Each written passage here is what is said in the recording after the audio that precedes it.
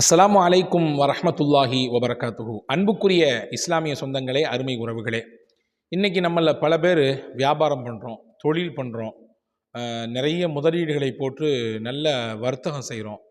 ஆனால் எல்லாருக்கும் அந்த தொழிலும் வியாபாரமும் அவங்க செய்யக்கூடிய வர்த்தகமும் கைகூடுதா அப்படின்னா இல்லை. சில பேருடைய வியாபாரத்தில் அவங்க ஜெயிச்சிடுறாங்க, தொழிலில் முன்னேற்றத்தை கண்டுடுறாங்க. சில பேர் நஷ்டம் அடைஞ்சிடுறாங்க.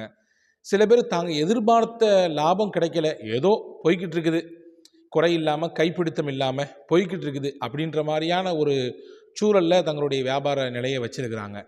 இப்போ பல நபர்களுடைய தேவை, ஆசை, கனவு, நாங்கள் செய்யக்கூடிய தொழிலும் வியாபாரமும் எங்களுடைய நிறுவனங்களும் லாபகரமான முன்னேற்றத்தை அடைய வேண்டும், நாங்கள் நஷ்டப்படக்கூடாது, நாங்கள் குறுகிய காலத்திலேயே வளர்ச்சியை காண வேண்டும் என்று எல்லாரும் பிரியப்படுறாங்க. அதுக்கு என்ன வழி? அதுக்கும் மார்க்கம் வழி சொல்லுது, நியாயமான முறையில் வழி சொல்லுது. வியாபாரம் செய்யக்கூடிய, தொழில் செய்யக்கூடிய, வர்த்தகம் செய்யக்கூடிய எல்லோரும் இதை பின்பற்றுவோமையானால் நிச்சயமாக குறுகிய காலத்திலேயே வளர்ச்சி அடைய முடியும். இன்னைக்கு நிறைய நபர்கள் குறுகிய காலத்திலே வளர்கிறார்கள், முறை தவறிய விதத்திலே பொருளீட்டி வளரக்கூடியவர்களையும் காணுகிறோம். ஆனால் அப்படிலாம் இல்லை, முறையாகவே குறுகிய காலத்தில் வளர்ச்சியை காணலாம். இன்றைக்கி உள்ள காலகட்டம் முழுக்க முழுக்க ஏமாற்று உலகமாக மாறி இருக்குது. இன்றைக்கி சுற்றி இருக்கக்கூடிய குறிப்பாக ஆன்லைன் வர்த்தகம் பெருகிவிட்டது. இன்றைக்கி நிறைய ஆன்லைன் வர்த்தகங்களிலே ஏமாந்து போகக்கூடிய பட்டியல் நீண்டு கொண்டே போகுது. அதெல்லாம் ஒரு புறம் இருக்கட்டும், இஸ்லாம் நமக்கு காட்டித்தரக்கூடிய லாபகரமான முன்னேற்றமான தொழிலை எப்படி நாம் ஈட்டுவது என்பதை தான் இந்த காணொளியில் பார்க்க போகிறோம். நமக்கு எல்லாத்துக்கும் தெரியும், சஹாபாக்கள்ல அப்துர் ரஹ்மான் பின் அவுஃப் அப்படின்னு ஒரு சஹாபி இருந்தாங்க. எல்லாத்துக்கும் தெரியும் தானே, மிகப்பெரிய வணிகர். அவர் சொல்லப்போனால் முன்மாதிரியான வணிகர். வணிகம் எப்படி செய்ய வேண்டும் என்பதை அவர் தான் கற்றுக் கொடுத்தார்.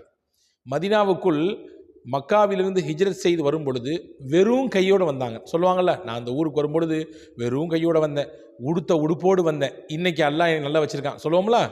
அதே மாதிரி அப்துர் ரஹ்மான் பின் அவுஃப் ரலியல்லாஹு அன்ஹு மக்காவிலிருந்து ஹிஜ்ரத் செய்து வெறுங்கையோடு வந்தாங்க. ரசூல் ஸல்லல்லாஹு அலைஹி வஸல்லம் மதீனாவுக்கு வந்த பின்னாடி பல சஹாபாக்களோடு மக்காலிருந்து வந்த சஹாபாக்களை இணைச்சி வச்சாங்க. அதாவது சகோதரத்துவம், இஸ்லாமிய சகோதரத்துவம் இணைத்தார்கள். அப்படி இணைப்பில் இவருக்கு ஒரு தோழர் கிடைத்தார். அவருடைய பெயர் சஅத் பின் ரபீ என்பது அந்த சஹாபியினுடைய பெயர். பிரபலமாக பல பயான்களிலே, ஹதீதுகளிலே நீங்கள் கேள்விப்பட்டிருப்பீர்கள். இந்த சஅத் பின் ரபீ ரலியல்லாஹு தான் அப்துர் ரஹ்மான் பின் அவுஃப் ரலியல்லாஹு இடத்திலே, தன் தோழரிடத்திலே சொன்னார்கள், அன்பரே, எனக்கு 2 வணிகம் இருக்கிறது, ஒன்றை உங்களுக்கு தந்துடுறேன், நீங்கள் ஒன்றை பார்த்துக்குங்க, நான் ஒன்றை பார்த்துக்கிறேன். எனக்கு 2 மனைவி இருக்கிறார்கள், நீங்கள் யாரை நோக்கி கை காட்டுறீங்களோ அந்த பெண்ணுக்கு நான் விவாகரத்து கொடுத்து அந்த பெண்ணை உங்களுக்கு மனைவியாக மனம் முடித்து வைக்கிறேன் என்று சொன்னாங்க. அந்த அளவுக்கு தயாளத்தன்மை. சகோதரத்துவம் என்றால் நீங்களும் நானும் இருக்கிற மாதிரி உண்டான சகோதரத்துவம். அது இன்னைக்கு வெளிரங்கத்தில் சகோதரா என்று பேசிவிட்டு அந்தரங்கத்தில் அவருக்கே குழி தோண்டக்கூடிய வேலையை தான் இன்னைக்கு பார்க்குறாங்க நிறைய நபர்கள். உள்ளபடியே உண்மையான நேசமிக்க சகோதரத்துவம் அது. உடனே பெருந்தன்மையோடு ஹஸரத் அப்துர் ரஹ்மான் அவுஃப் ரலியல்லாஹு சொன்னாங்க, அல்லாஹ் உங்களுக்கு பரக்கத் செய்யட்டும். ஒரு துவா செஞ்சாங்க. முதல்ல, நீங்கள் பெருந்தன்மையாக சொல்கிறீங்க, அல்லாஹ் உங்களுக்கு பொருளாதாரத்திலும் உங்கள் குடும்பத்திலும் பரக்கத் செய்யட்டும். எனக்கு இதுவெல்லாம் வேண்டாம், இந்த ஊரினுடைய கடைவீதி எது காட்டுங்க, நானே சொந்தமாக உழைக்கிறேன், நானே சொந்தமாக பொருளீட்டுறேன், கடைவீதியை மட்டும் காட்டுங்கன்னாங்க. சஅத் பின் ரபீ ரலியல்லாஹு அன்ஹு அப்துர் ரஹ்மான் பின் அவுஃப் ரலியல்லாஹுவுக்கு கடைவீதியை காட்டு கொடுத்தாங்க. மதீனாவிலிருந்து பிரபலமான கடைவீதி பாசார் என்னன்னா கைனுகா என்று சொல்லக்கூடிய பஜார். அந்த பஜாரை காமிச்சு கொடுத்தாங்க. ஹஸரத் அப்துர் ரஹ்மான் பின் அவுஃப் ரலியல்லாஹு அன்ஹு போனாங்க, போய் வியாபாரத்தை துவங்குறாங்க. ஒன்றுமே இல்லை. நீங்கள் கேட்கலாம், ஹஜ்ரத் எப்படி கையில் எதுவுமே இல்லாமல் துவங்கினாங்க? ஆமாம், கடனாக வாங்கி துவங்குகிறார்கள். வியாபாரத்தை முதலில் கடனாக வாங்கி துவங்குகிறார்கள். வியாபாரத்தையோ தொழிலையோ துவங்குவதற்கு கடன் பெறுவது தவறல்ல. ஆனால் அதை எவ்வளவு சீக்கிரம் அடைக்க முடியுமோ அவ்வளோ சீக்கிரத்தில் அடைச்சிடணும். ஆனால் இன்னைக்கு நம்மளில் இருக்கக்கூடிய பெரும்பான்மையான வியாபாரம், தொழில் என்பது கடன்லையே போயிட்டு இருக்க மாதிரியே தான் தெரியுது, இல்லையா? அப்படி இருப்பது ஒரு வகையில் நமக்கு வரக்கூடிய பரக்கத்தை தடுத்து விடலாம். எனவே எந்த அளவிற்கு அந்த கடனை சீக்கிரமாக அடைக்க முடியுமோ அடைச்சிடணும். அப்படி தான் அவங்க துவங்கினாங்க. என்ன பெருசாலாம் வாங்கலை, 2 பொருள் முக்கியமாக வாங்கினாங்க. கொஞ்சம் மாவு வாங்கினாங்க, அதே மாதிரி நெய் வாங்கினாங்க. நெய்யை விற்றார்கள். அதே போன்று பாலாடை கட்டி தயார் செய்து அதை விற்றாங்க.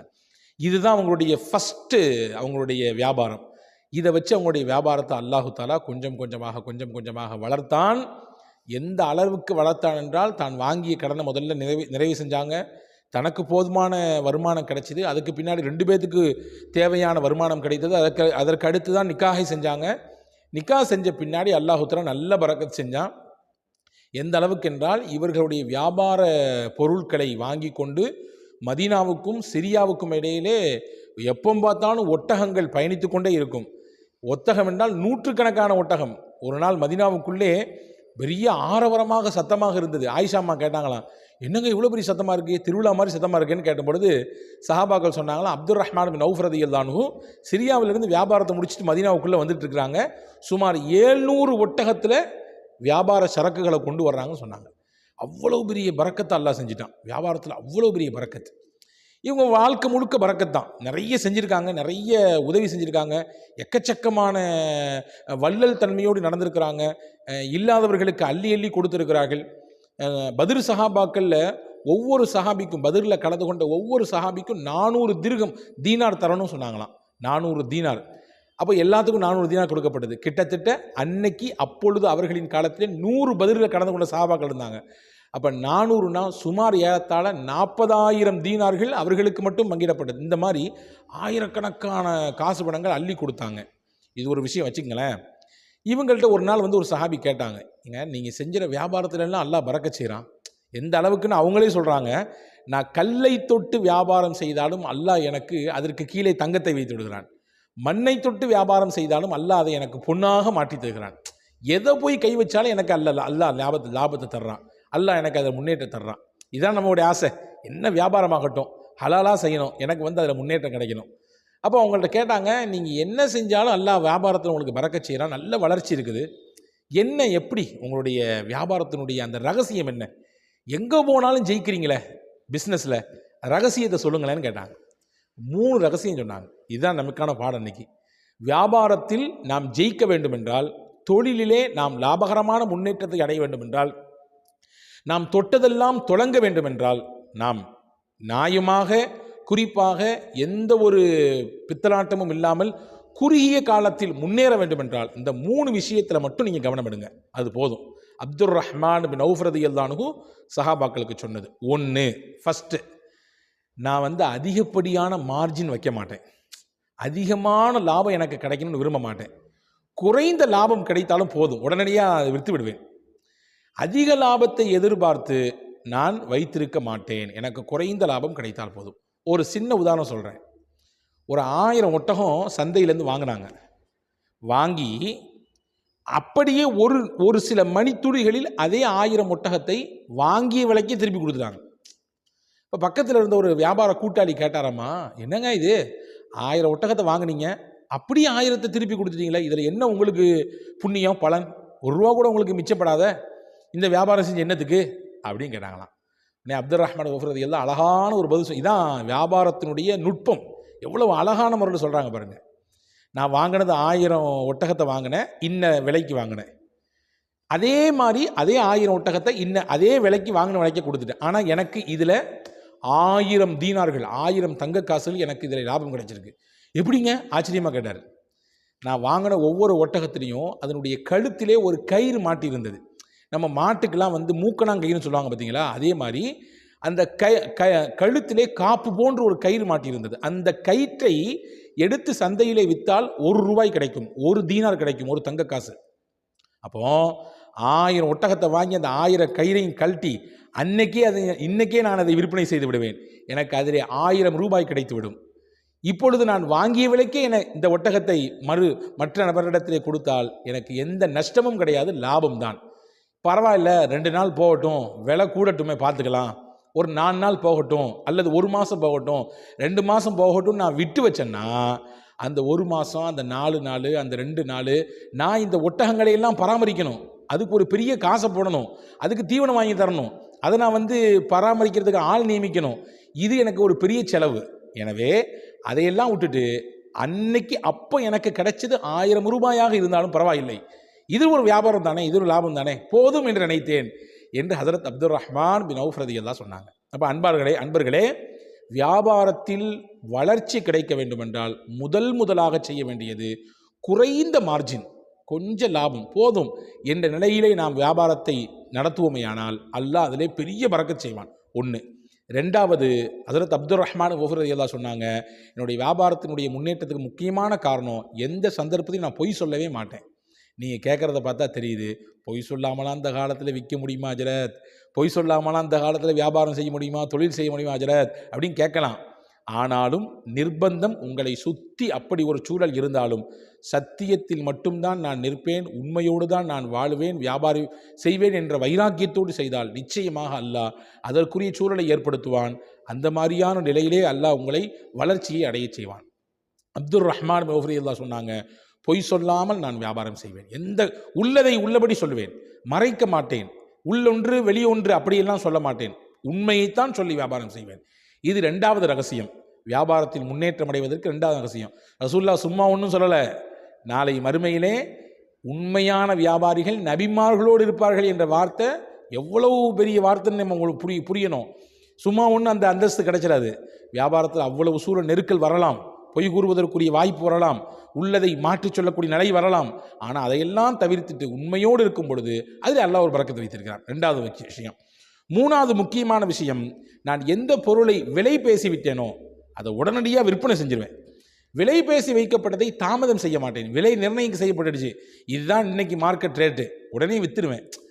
ஒரு மாதம் போனால் விலையேற்றம் வருமே, அப்போ விற்றா நமக்கு நிறைய லாபம் கிடைக்குமே, அப்படிலாம் நினைக்க மாட்டேன். விலை நிர்ணயம் செய்யப்பட்டு விட்டால், விலை பேசப்பட்டு விட்டால் உடனடியாக அதை தள்ளிவிடுவேன், வைத்திருக்க மாட்டேன், இருக்க விட மாட்டேன். உடனடியாக அதை காலி செய்வதற்கு, அதாவது ஸ்டாக் வச்சே இருக்கணும்னு நினைக்க மாட்டேன். உடனுக்குடன் அந்த ஸ்டாக்கை எல்லாம் உடனே வெளியே தள்ளிடுவேன், புதுசு வாங்குவேன். இந்த 3 விஷயம்தான் என்னுடைய வியாபாரத்தினுடைய முன்னேற்றத்திற்கு முக்கிய காரணம் என்று ஹஜ்ரத் அப்துர் ரஹ்மான் பின் அவுஃப் ரலியல்லாஹு அன்ஹு சொல்கிறாங்க. அன்புக்குரியவர்களே, அன்புக்குரிய வியாபாரிகளே, தொழிலாளிகளே, வர்த்தகர்களே, இதை நீங்கள் கவனத்தில் கொள்ளுங்கள். இந்த 3ம் நம்முடைய வாழ்க்கையில் இருந்தால் நிச்சயமாக நாமும் குறுகிய காலத்தில் வளரலாம். இங்கே என்ன விஷயம்னா, இது ரொம்ப நாள் எடுக்கலை, இவங்களுக்கு ரொம்ப நாள்லாம் எடுத்து இவங்க வளர்ச்சி அடையலை. எந்த அளவுக்குன்னா, சஹாபாக்கள் குறிப்பாக நாயகத்தினுடைய துணைவியார்களுக்கெல்லாம் இவர்கள் ஒரு பெரிய உதவி செஞ்சுருக்காங்க, பெருங்கொண்ட உதவி. இவங்களுடைய வரலாற்றை எழுதும் பொழுது பார்த்தா மில்லியன் கணக்கில் அவங்களுக்கு சொத்து இருந்துச்சாமா, மில்லியன் கணக்கில் அந்த காலத்திலேயே. இன்றைக்கி என்ன டாடா பிர்லாம் இல்லாமல் அன்னைக்கு அவர்கள் அதையெல்லாம் மிஞ்சும் அளவிற்கு அவர்களுடைய பொருளாதாரத்திலே வளர்ச்சி கண்டிருந்தாங்க.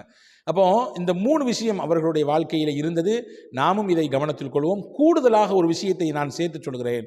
நம்முடைய வியாபாரம், தொழிலும், வர்த்தகமும் பெருக வேண்டும் என்றால் நமக்கு அல்லாஹ் தரக்கூடிய ரிஸ்கிலே ஒரு பகுதியை நாம் ஏழைகளுக்கு, இல்லாதவர்களுக்கு கொடுக்க வேண்டும், வழங்க வேண்டும். வள்ளல் தன்மை என்ற அந்த தன்மையின் ஒரு சின்ன பகுதியாவது நம்மிடத்தில் இருக்க வேண்டும். இருந்தால் அல்லாஹ் நம்முடைய பொருளாதாரத்தையும் வளர்ச்சி அடைய செய்வான். ஒரு சின்ன உதாரணம் சொல்ல பாருங்க. இன்னைக்கு வேலூர் பக்கத்தில் ஒரு ஊர் இருக்கிறது, மேல் விசாரம். செல்வம் படைத்த பெரும் நபர்கள் எல்லாம் வாழக்கூடிய ஊர் அது. அந்த ஊரிலே ஒரு கல்லூரி இருக்கிறது. நம்மிலே பல நபர்கள் அதில் அந்த கல்லூரியிலே பயின்று இருக்கலாம்.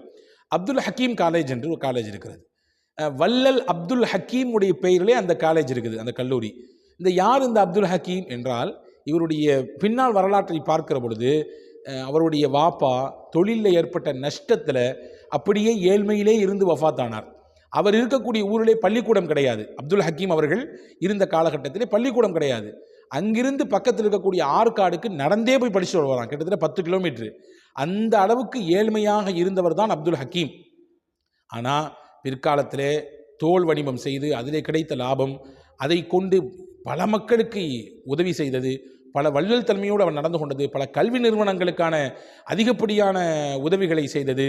இன்றைக்கி கூட சென்னையிலே சென்ட்ரலுக்கு ஆப்போசிட்டில் இருக்கக்கூடிய சித்திக் சராய் என்று சொல்லக்கூடிய ஒரு கூடம், பயணிகள் தங்குவதற்காக வேண்டி இருக்கக்கூடிய ஒரு அமைப்பான ஒரு இடம் அது.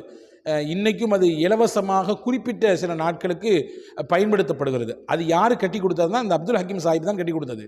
அவருடைய அப்பா சொன்னாராமா, வெளியூரிலிருந்து பயணப்பட்டு வரக்கூடிய வியாபாரிகளுக்கு முறையாக தங்குவதற்கு இங்கே இடம் இல்லை, பக்கத்தில் ஒருத்தர் இடம் வச்சிருக்காரு, ஆனால் அந்த இடத்துல முஸ்லீம்கள் தங்கக்கூடாதுன்னு சொல்லி அவர் தடுக்கிறாரு. எனவே என்னுடைய ஆசை அந்த இடத்துல ஒரு பில்டிங் கட்டி அதை என்ன செய்யணும்னா முஸ்லீம்கள் வியாபாரிகள் தங்குவதற்கு ஏற்பாடு செய்து கொடுக்க வேண்டும் சொன்னார். வஃபாத்தாகும்போது சொன்னார், அப்துல் ஹக்கீம் சாஹிப் நல்ல வளர்ச்சி அடைஞ்ச பின்னாடி அந்த இடத்துல ஒரு பில்டிங் வாங்கி கட்டி அன்னைக்கே 50,000 ரூபாய் கெட்டதுக்கு செலவு 50,000 ரூபா, 1 லட்ச ரூபா செலவு பண்ணி அந்த இடத்த கட்டி தன்னுடைய அப்பா பேர்லையே அங்கே அந்த ஒரு இடத்த உருவாக்குறாரு. இன்னைக்கு வரையும் அது ஹயாத்தாக இருக்குது. நான் என்ன சொல்ல வர்றேன்னா, ஒரு பெரிய வளர்ச்சி காணுவதற்கு முக்கியமாக இந்த மூன்றையும் அப்துல் ரஹ்மான் இடத்திலிருந்து எடுக்கிறோம். நாலாவதாக நம்மிடத்தில் இருக்க வேண்டிய முக்கியமானது, நம்மிடத்தில் அல்லாஹ் தரக்கூடிய பொருளாதாரத்திலே ஒரு பகுதியை ஏழைகளுக்கு, இல்லாதவர்களுக்கு வழங்க வேண்டும். அன்னைக்கு அப்துல் ஹக்கீம் சாஹிப் வழங்கினார். எந்த அளவுக்கு வழங்கினார் என்றால், சுதந்திர போராட்டத்துக்காக வேண்டி காந்தியடிகள் இங்கே வருவார்கள். வேலூருக்கு வந்த நேரத்திலே அப்துல் ஹக்கீம் சாஹிபிடத்தில் ஏதாவது சுதந்திரத்திற்காக வேண்டி நீங்கள் டொனேஷன் கொடுன்னு கேட்கும் பொழுது, அன்னைக்கு கேஷ் மட்டும் 7 லட்சம் ரூபா கொடுத்தாராம். எவ்வளோங்க? 7 லட்சம் ரூபாய், வெறும் ஹாட் கேஷ். அது போக மற்ற உதவி செஞ்சுருக்காங்க. அப்போ எவ்வளோ இன்னைக்கு? அன்னைக்கு 7 லட்சம், நான் சொல்கிறது 1800களிலே. அன்னைக்கு 7 லட்சங்கிறது இன்னைக்கு 70 கோடிகளுக்கு சமமானது இல்லையா? அப்போ அவ்வளவு பெரிய வள்ளல் தன்மை இருந்ததினாலே அல்லாஹ் அவர்களுடைய வாழ்க்கையிலே பெரிய பொருளாதாரத்திலே வளத்தை கொடுத்தான். அவர்களுடைய வியாபாரத்திலே, அவர்களுடைய தொழிலிலே பெரிய முன்னேற்றத்தை கொடுத்தான். எனவே இந்த 4 விஷயத்தையும் கவனத்தில் கொள்ளுங்கள். வல்ல அல்லாஹ் இதன்படி வாழக்கூடிய நல்ல தௌஃபீக்கை நசீபாக்குவானாக, வளர்ச்சி அடைய செய்வானாக, முன்னேற்றத்தை தருவானாக. வஸ்ஸலாம். அஸ்ஸலாமு அலைக்கும்.